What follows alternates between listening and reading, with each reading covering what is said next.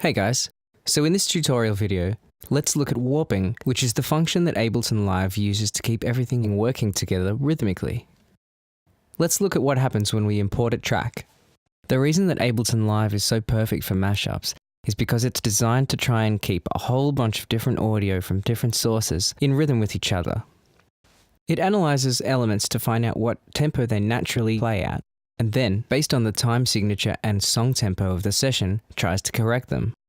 So if Ableton is working on a session that is 125 BPM, and you drag in a clip that it determines is 130 BPM, it thinks, I want this to be 125 BPM so that it fits with everything else. Therefore, I'm going to slow it down by 5 BPM. So let's try it.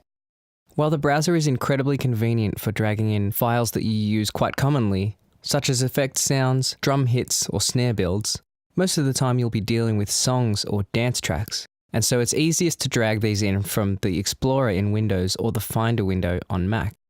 You can drag them over and dump them straight on the timeline, and Ableton will import them, creating a clip that contains at least most of the audio from that file. At the time of this video, Live is able to work with WAV, AIFF, MP3, MP4, FLAC, and OGG files. After dragging a track in, Live will try to analyze it and find the tempo of the track. Wait until it's finished analyzing before you try and move the clip around. Otherwise, it will sometimes mute your clip and you'll have to manually reactivate it. If this happens, just click on the clip and press the 0 key. If you click on the clip and go down to Clip View, you can zoom in on the start of the clip and see what it's doing. You'll notice that Live has tried to find the most appropriate point for your audio to actually begin. In order to try and help you get your music in time in the session, it will attempt to find the first beat in the audio and start the clip there. This makes it very easy to keep a locked session where everything is in time. Still, it always pays to check the start of the clip and make sure that Live has been able to correctly find the first beat of the song. Because of the way that they are compressed, the sharp transient sounds that would usually be quite obvious in a WAV file sometimes get smeared and blurred in an MP3 file, making it hard for Live to find them. It has the most ease with dance music because usually there's a great big kick drum on the very first beat. However, when importing elements like vocals, reverse sounds, or upsweeps, it's very hard for Live to find an obvious start point, and you'll usually need to double check this yourself. There are two important steps to making sure that Live knows how to handle your track in the session. Firstly, Live needs to know exactly where the track begins musically. That means it needs to know which moment in the audio actually signifies the very first beat of the song. And secondly, Live has to understand how fast the music is so that it can be time stretched, either to be faster or slower, in order to be in sync with the rest of the music in the session. For the purposes of trying to get to know this process a little better, grab one of your favorite dance tracks, something that you know really well, and drag it onto the timeline. Just above the transient, you should see a grey triangle if Live was able to figure out that there's a transient there. If not, just click on the spot where you believe the first beat is, right-click it, or control-click on Mac, and select the option Set 111 here. That's basically telling Live that that's where you think the first beat of the first bar of this piece of music is. It means that any unnecessary silence or noise at the beginning of the clip won't push it out of sync, and that you can drag the newly defined clip around the session and always know that it's going to be in time. In the future, when you start using other elements such as acapellas or songs that don't begin with a strong beat, it's best to just set the clip start marker right at the beginning of the audio, and then you can shift it around in the session until it's in time. Now that it knows where the audio should begin, the second step is to try and help Live understand how fast the piece of music is. Live is able to analyze and change the tempo or pitch of a piece of music through a process called warping. When the software first analyzes the audio as it's imported, it looks for patterns in the transients and tries to identify rhythm.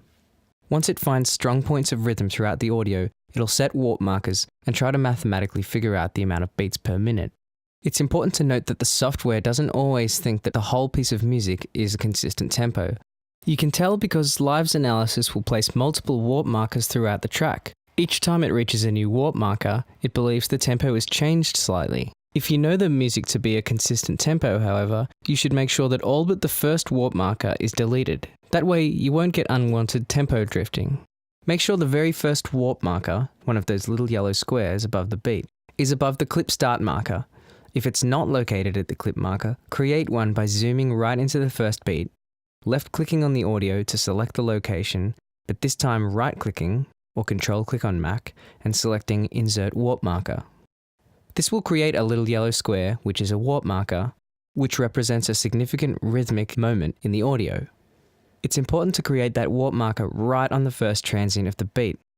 As mentioned before, MP3 files produce a smudged transient, and sometimes the marker will attempt to appear a few milliseconds after the actual drum hit. It's always a good habit to zoom in and check. Next, we have to erase any warp markers that appear before the clip start marker. We can right-click them and click delete. Now that our first warp marker is at the beginning of the clip, right-click it and click warp from here straight.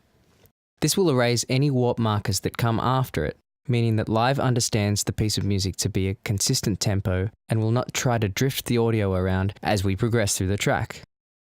Once you're sure there's only one warp marker present, we can confirm that the clip BPM is correct so that Live knows how to treat the clip. In the sample window under BPM segment, the BPM value doesn't actually represent the speed for the whole clip, which is what you might think intuitively.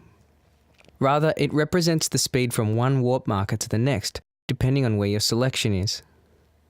This is why it's important for an element that actually has a static BPM to have all but one marker removed, and for the first marker to be right on the first beat of the song. Otherwise, we can't trust the value in the BPM box. Sometimes when importing a club track into Live, you'll find that it's assigned a BPM that reads something very close to a whole number, but not quite. In this instance, it's pretty clear that the BPM of the tracks are actually the whole number that they're very close to, and we can input this BPM ourselves, overriding Live's guess. Even if the BPM value is only 0.01 BPM off, by the end of the session that will have made enough of a difference that we can hear the beats coming out of sync. For older dance music that has potentially been ripped from vinyl, the recording may actually be at a tempo that's not a whole number, in which case Live needs to correct it. In the case that you're importing a track that doesn't have a consistent rhythm, then you'll pretty much need to depend on Live's automatic guesses. Its warp markers will assign themselves quite quickly when the track is analysed and generally do a better job than we could do in the same amount of time. Just keep an eye on the track as you use it because you may have to put in a splice every now and then and reshift it back into sync. So warp can be used for two different functions. The first and most important one is to be able to change the speed of a clip so that it matches everything else in the session. But what warping can also do is allow you to change the pitch of your track. Audio is not something that's naturally easy to change the speed of. Due to the way that it works, if you pull the cycles that make up audio apart in order to slow them down, you'll also lower the frequencies within the audio, making it sound lower in pitch.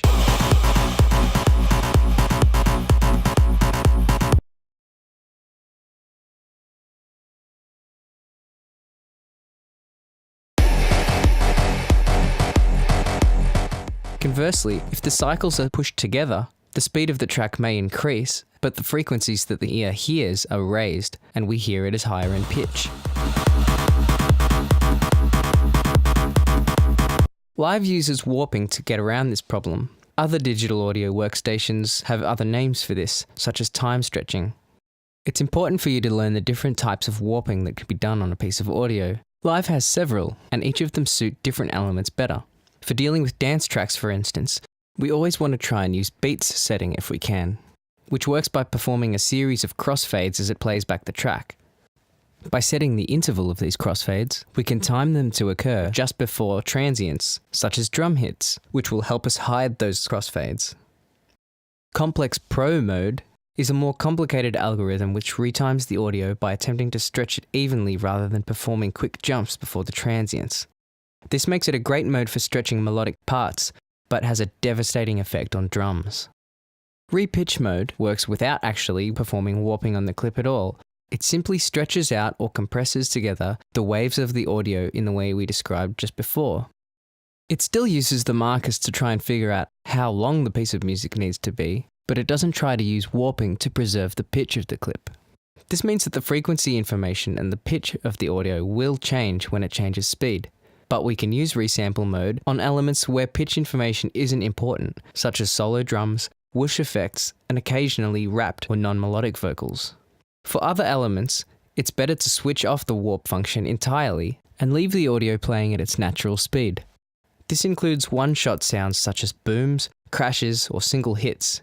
There's no need for them to be timed because they're not elements that create a rhythmical pattern, so they might as well play at full quality. So we can use the same functionality to change the pitch of a piece of audio as well.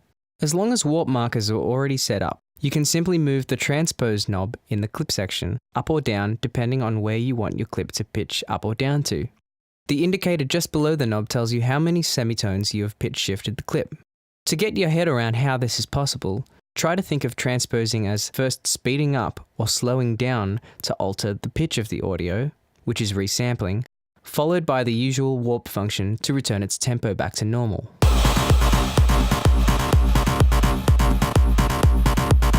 Keep that in mind because changing the pitch of audio can degrade it just as much as changing the tempo. In fact, it's often an even greater effect. For instance, if you imported a 125 BPM track to play at 128 in the session, it's only a 3 BPM change, and it will only have to play 2.4% faster. However, to pitch shift a piece of audio up just one semitone, it'll require the clip to play about 6% faster before warping it back to its original tempo. This shows you how much more aggressive pitch shifting needs to be in order to achieve even small pitch jumps compared to time stretching. So whenever possible, you should try to avoid pitch shifting in great amounts. It's generally the best practice to try and avoid pitch shifting whole dance tracks if you can.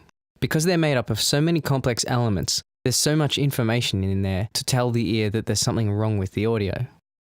Particularly, the kick drum can start to sound really terrible if you use any mode other than beats mode.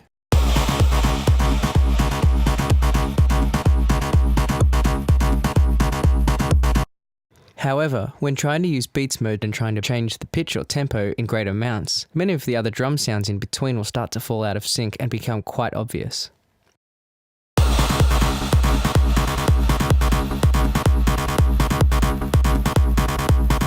As a general rule, it's better to try and find elements that are similar in tempo and key rather than trying to subject them to huge amounts of warping.